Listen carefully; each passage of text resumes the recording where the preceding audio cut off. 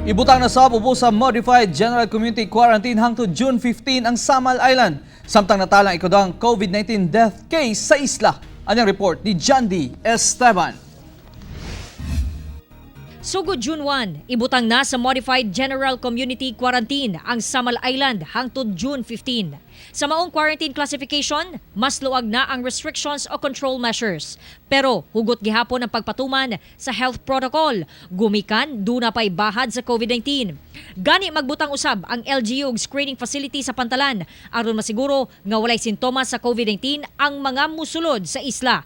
Ilabi pa nga sa June 1, hinay-hinay na sundoon ang mga Samalenyo nga na-stranded sa ubang lugar sa Davao Region. By batch, sila na ang mag-contact dito kay by batch nato na pagpasunod nila. Okay.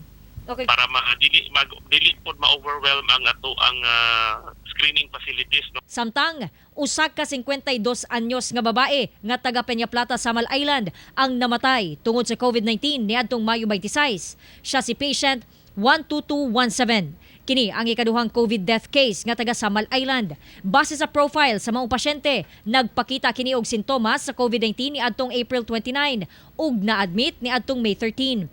Wala pa mahibalan ang travel o exposure history sa maong pasyente.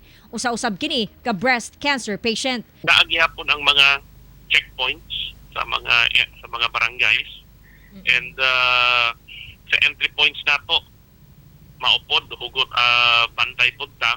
Kauban si Melcol Benares sa kamera. Ako si Jandy Esteban para sa One Mindanao.